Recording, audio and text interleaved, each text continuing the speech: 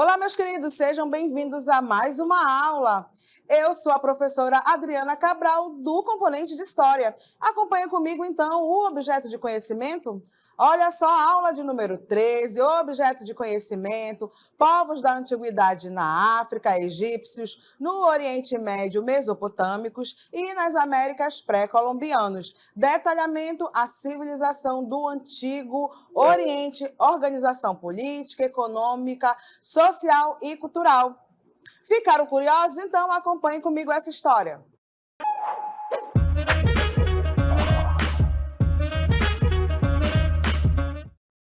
Vamos então trabalhar uma civilização maravilhosa então da antiguidade, que é então aí o Egito Antigo. Vamos ver então por que que esse Egito ele era tido como uma dádiva do Nilo. Acompanhe comigo, olha só, o Egito é uma dádiva do Nilo. Já dizia então aí o Heródoto, o pai da história. Então quando a gente fala sobre o Egito, né, a gente fala também sobre as pirâmides do Egito, que estão entre as construções mais conhecidas do mundo atual. Não ao acaso, afinal, simbolizam uma das sociedades mais importantes da antiguidade. Vamos falar então um pouco sobre a localização, né, do Egito Antigo. Vamos então a essa localização e história.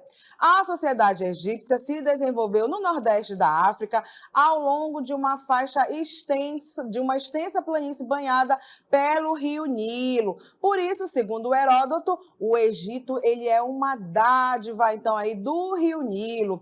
Olha só, trago para vocês agora, a gente tem aqui então, né, ao meu lado ao mapa, então, aqui dessa grande civilização egípcia, aonde vocês vão acompanhar comigo algumas características. Observe, então, que o Egito ele está em toda essa faixa, né? Ligado, então, aí ao rio Nilo. Vamos falar, então, um pouco sobre essas características geográficas. Está situado, então, no nordeste da África, território em grande parte desértico, banhado ao norte pelo mar Mediterrâneo. A vida no Egito só era possível graças ao rio Nilo.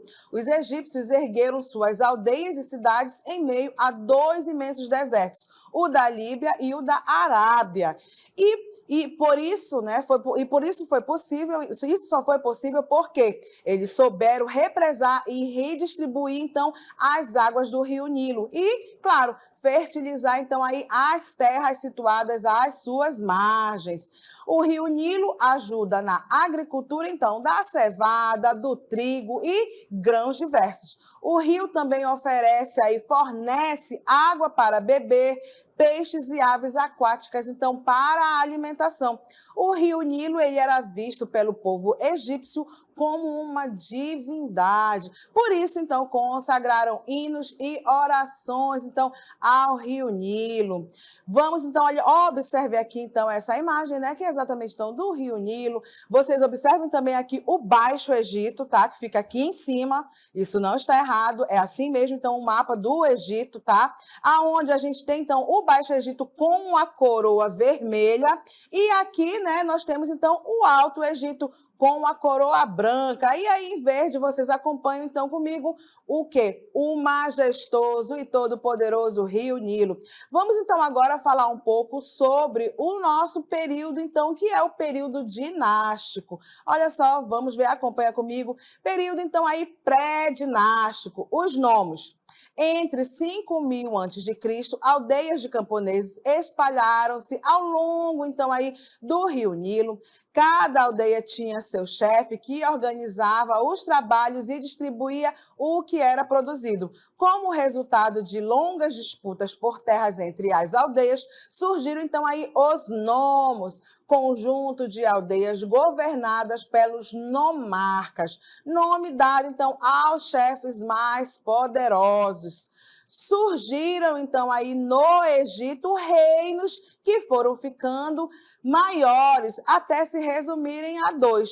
O Alto, né, que é, então, aí no Vale do Rio Nilo, e o Baixo Egito, que era, então, no Delta do Nilo. Por volta de 3.200 anos antes de Cristo, o rei do Alto Egito, que é o Menes, ele conquistou o Baixo Egito, unificando os dois reinos, tornando-se então aí o primeiro faraó e fundando então a primeira dinastia.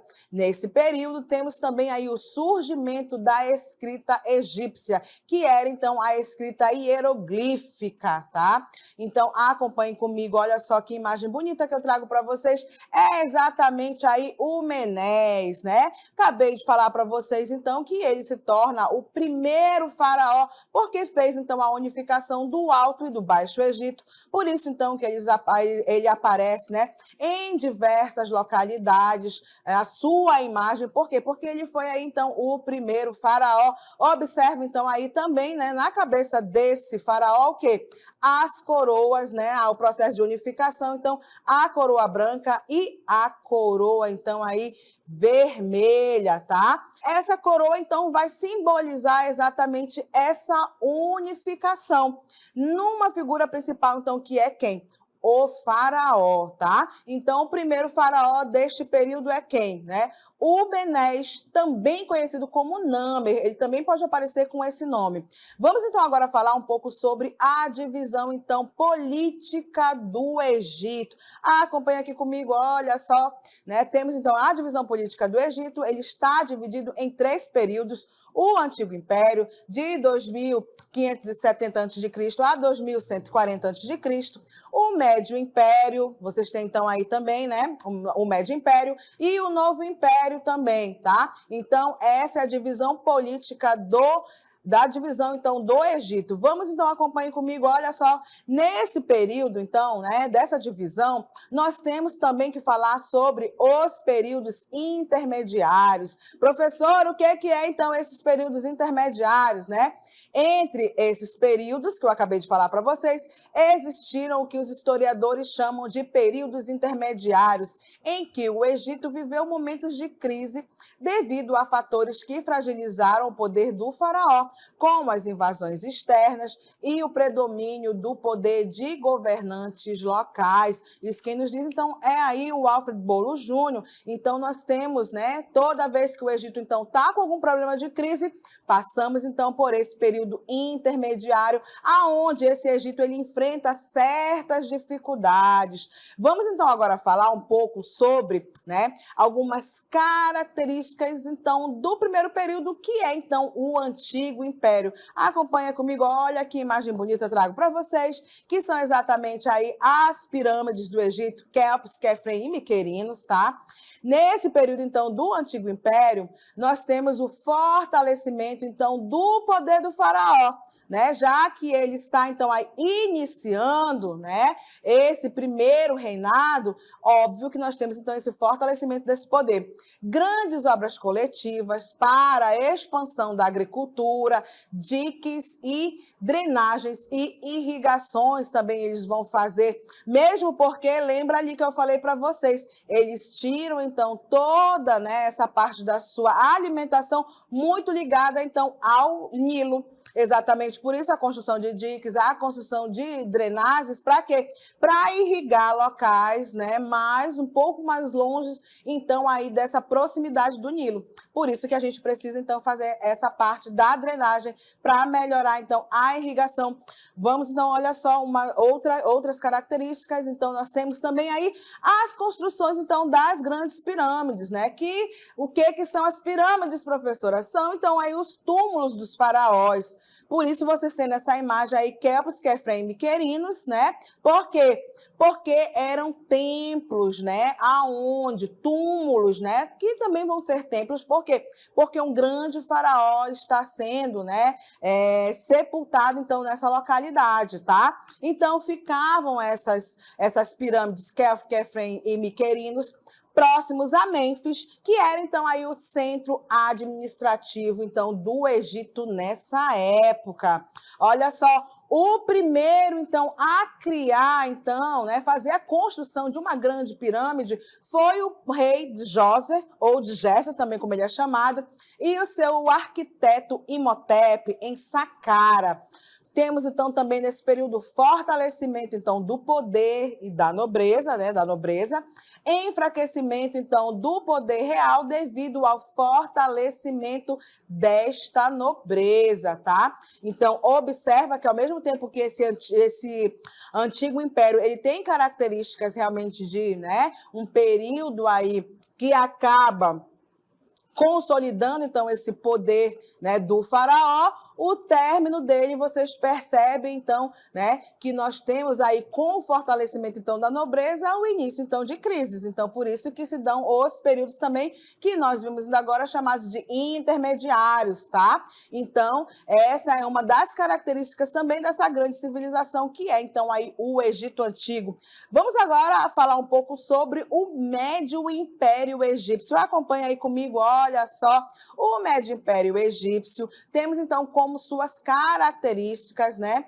Teve início após uma crise causada pela revolta dos nomarcas, governante então dos nomos, que tentaram desestabilizar a imagem do faraó. A revolta ela foi contida e na sequência, foi possível recuperar a estabilidade. A nova fase marcou um período, então, de prosperidade política e econômica, então, no Egito Antigo. O centro administrativo do Egito Antigo passou a ser Tebas. O Egito conquistou várias terras. Ocorreu também o quê? Conflitos políticos internos, eles vão enfraquecer aí o governo. Por volta de 1750 a.C., o Egito ele foi invadido pelos Hicsos, povos de origem asiática. Eles permaneceram no Egito Antigo até 1580 a.C. Ponto interessante que eu preciso falar sobre os Hicsos é que eles vão ensinar novas táticas de guerra e o Egito ele vai se apropriar. Por exemplo, né, exatamente usar então o cavalo para a guerra, aonde uma vez a gente subindo no cavalo para guerrear, cabeças, né, rolarão então através das espadas egípcias, uma técnica que eles aprendem então aí com os Hicsos. Vamos falar então um pouco agora sobre a coroação do imperador do Médio Império. Então nós temos aí como imperador o Amenemate I, que ele foi coroado então por volta do ano 2000 a.C., dando início ao Médio Império, né? E inaugurando a 12ª dinastia egípcia. O novo imperador coloca um fim no período agitado que abalou o Egito nos últimos 3 séculos, transferiu aí a capital do Império de Tebas para Itutauí. Então, Titauí, né? Então, nós temos, então, essas transferências a partir do momento que o próprio imperador é ele, então, que dá as rédeas, então, aí, né, deste império, né, do seu império. E vamos ver, então, aí que ele também constrói fortalezas, né, ao norte do Nilo para evitar invasões estrangeiras. Os nomarcas tiveram seus poderes locais enfraquecidos, voltando o poder central a ser novamente soberano e sólido. Então, percebam aí também, né, que entre esses períodos, né, temos aí, ao mesmo tempo, diversas tentativas de tentar, né, fazer com que essa figura do faraó, ela entre em crise, né? Então, percebam também que isso está, né, em diversos momentos da história do Egito. Vamos, então, continuar, olha só, vamos falar agora sobre, né, os imperadores ainda do Médio Império e vamos falar, então, agora do Sesostris I. Ele era filho, então, do Amenemate I, ele governou juntamente com seu pai, até quando este foi assassinado. Após a morte de seu pai, conseguiu dominar rapidamente a agitação que estava por se formar e dar prosseguimento ao governo. Temos, então, aí o próximo imperador, que é quem? É o Sesostris III, tá? Governou de 1878 a 1841, tornou-se faraó por volta de 1878 a.C., deu continuidade às campanhas desenvolvidas na Núbia, foi ainda o primeiro que tentou expandir o Império do Egito até a Síria, tá? Então, nós temos aí essa parte, então, do Sesostris III. Vamos, então, agora falar um pouco sobre o Amenemhat III, tá? Governou, então, de 1844 a 1787. É reconhecido como o maior faraó do Médio Império do Egito. O sexto monarca da 12ª dinastia, durante seus 45 anos de governo, fez muito, então, aí pelo Egito, né? Temos, então, agora, né, um próximo faraó, que é, então, aí o Sobeknéfero, tá? Que, na verdade, olha só que legal, né? Nós temos, então, aí, governou, então, o Egito, o Sobeknéfero, de 1806 a 1802 a.C., chegou ao poder depois que seu marido e irmão Amenemhat IV morreu. Então, percebe-se, né, que nós temos aí um casamento entre irmãos. E aí eu preciso lembrar também para vocês, meus alunos, que no Egito Antigo era muito normal o quê? O casamento entre parentes, tá? Irmão com irmão, primo com primo e, em alguns momentos, até mesmo pai com filha, tá? Porque era importante, na visão aí, né, dos faraós do Egito, que a dinastia, ela ficasse forte. Então, exatamente por isso, era muito normal o parentesco, né? O casamento entre os parentes. O importante que eles pensavam era o quê? Em não perder aí, né, a dinastia. Então, exatamente por isso, né, nós estamos vendo aí, né, um casamento entre irmãos. Como eu falei para vocês, era assim que aquela sociedade, né, eles governavam, porque achavam correto, né, não perder a dinastia, tá? Então, isso é um fato importante que eu preciso, então, falar com vocês. E vamos continuar ali, olha só. O último rei da 12ª dinastia, na verdade, ele era, então, uma mulher, né? A primeira mulher cujo governo foi atestado, então, com segurança, né? Vimos aí, então, Sobeknéfero. E vamos, então, agora falar sobre, né, o novo império. Vamos, então, aí ver, olha que imagem bonita que eu trago para vocês, queridos. Então, olhem aí, né, a Nefertiti, juntamente, então, com o seu marido, que é o Akhenaton, ou o Akhenaton, que é, então, aí conhecido também como um deus Sol, tá? Então, é uma das características do novo império. Ele vai se iniciar, então, com a expulsão dos Ixos, tá? Aquele povo, então, que ensinou novas táticas de guerra, então, aí, para o povo egípcio. Tivemos também aí a formação de um poderoso exército com cavalaria e carros de combate, técnicas aprendidas, então, com os Ixos, tá? Usar, então, o cavalo para a guerra. Isso aqui é uma tecnologia de guerra, então, que os Ixos, eles aprenderam, né, os egípcios aprenderam, então, com os Ixos, tá? E, a partir disso, eles também vão fazer o quê? Sua expansão territorial. Acompanha aqui, olha só, maior, então, expansão egípcia. Conquistaram a Síria, a Fenícia e a Palestina, estenderam, então, aí o seu domínio até o rio Eufrates. Exigiram pesados impostos, então, dos povos dominados. Então, percebam aí essa expansão, né, do Egito Antigo, tá? O faraó, então, chefes militares e sacerdotes, eles vão aumentar suas riquezas. Tá vendo aí regiões importantes como a Síria, a Fenícia e a Palestina, né? E aí, se eu, então, vou exigir pesados impostos, é óbvio, então, que vai aumentar a riqueza, então, ali de quem comanda essa sociedade egípcia. Por isso, exatamente aí essa expansão da riqueza da figura principal do faraó e, claro, das pessoas que governam, então, ali muito próximas, então, a ele, tá? Vamos, então, acompanha comigo, vamos falar, então, sobre um pouco, né, um pouco sobre a reforma religiosa que o Amenófis IV, ou, como eu falei para vocês, o Akenaton, o esposo aí da Nefertiti, tá? Ele vai fazer. Então, ele vai exatamente pegar o Atom, que é, então, o Sol, né? Então, ele vai fazer aí essa reforma religiosa. Revoltas sociais internas vão começar a acontecer por causa das cobranças excessivas de impostos, principalmente desses povos aí que eles fizeram o seu imperialismo, tá?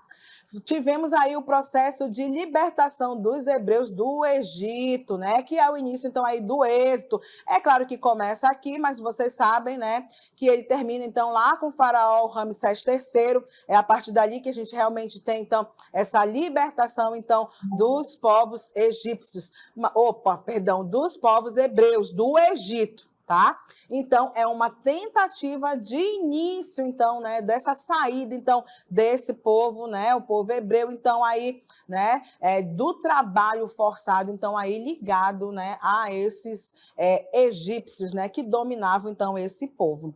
Acompanha ali comigo, olha só, temos, então, o enfraquecimento do Estado a partir, então, do século 8 a.C., o Egito foi sucessivamente invadido por núbios, assírios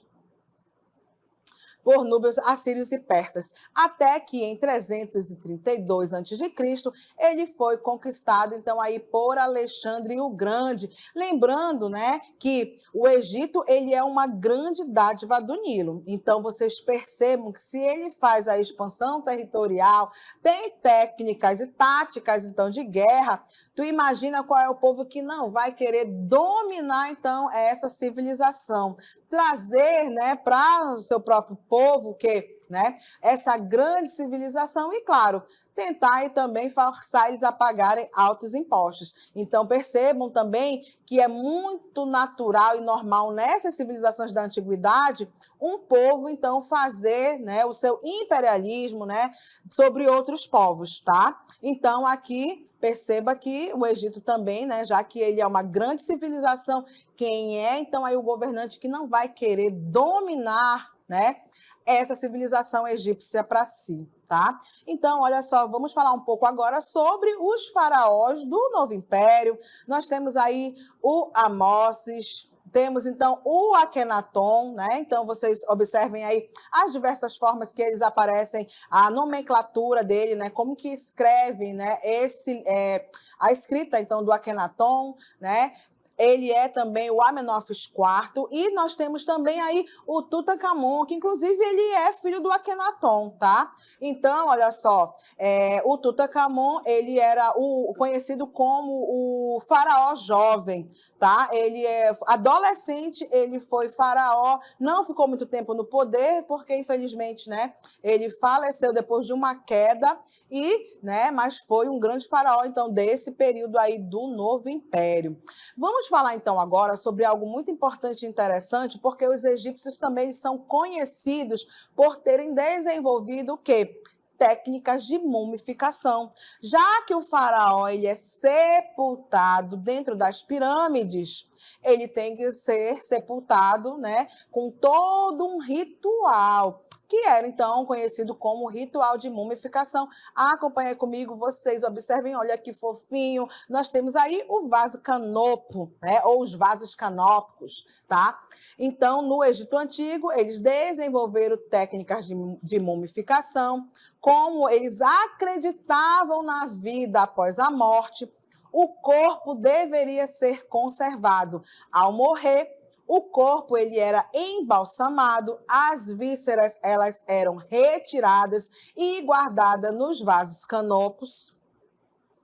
Temos, então, olha só, observem aí, os vasos canopos, eles eram utilizados para guardar as vísceras embalsamadas durante o processo de mumificação. As tampas desses exemplares representavam, então, os 4 filhos de Horus. A tampa com a cabeça de chacal representa o deus do Amutef. E nesse vaso era guardado o estômago. A peça com cabeça de babuíno representa o deus Ape e guardava os pulmões.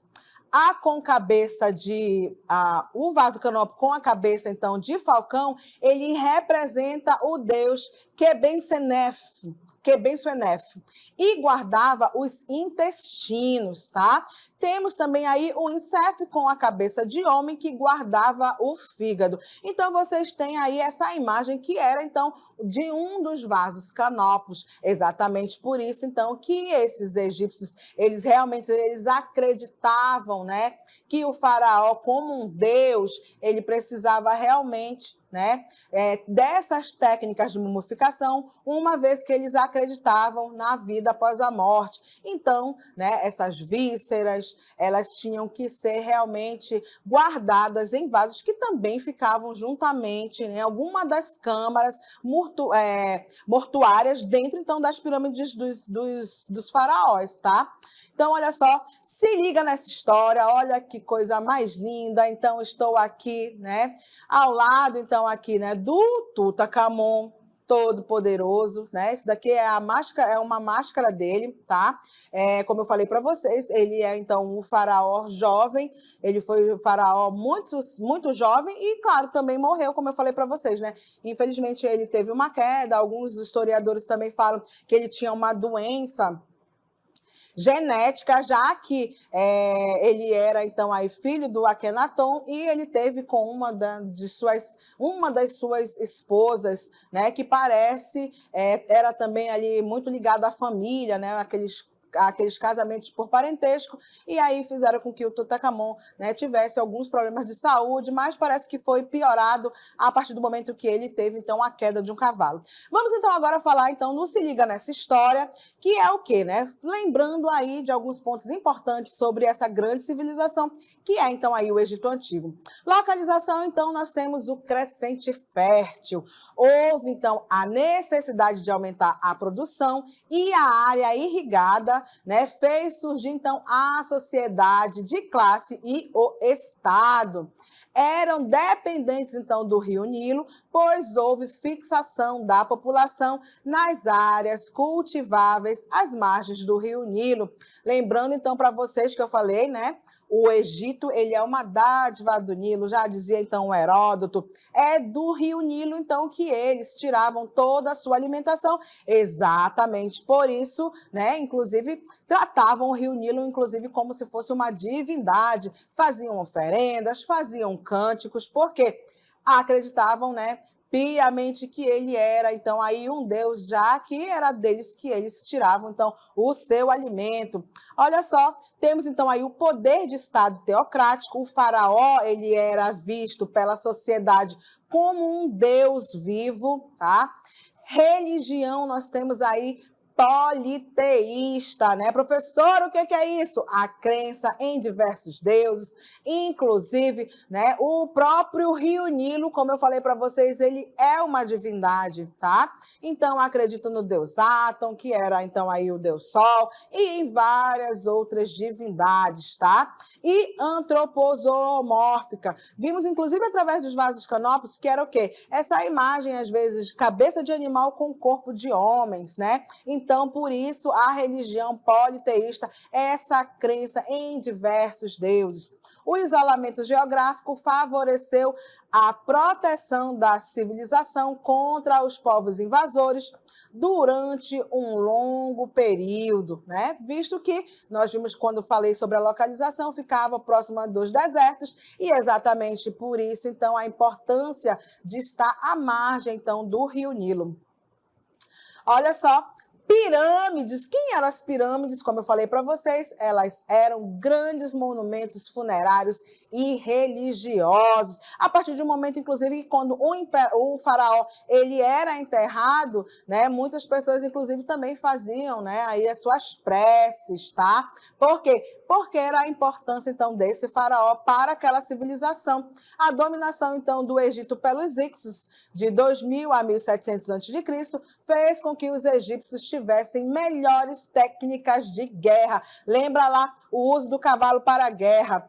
Temos também aí a reforma religiosa realizada então pelo Akenaton, o Amenófis IV. Ele instituiu o monoteísmo, que é o quê? A crença no único Deus, que era para ele então aí o Deus Atom, o Deus Sol, tá?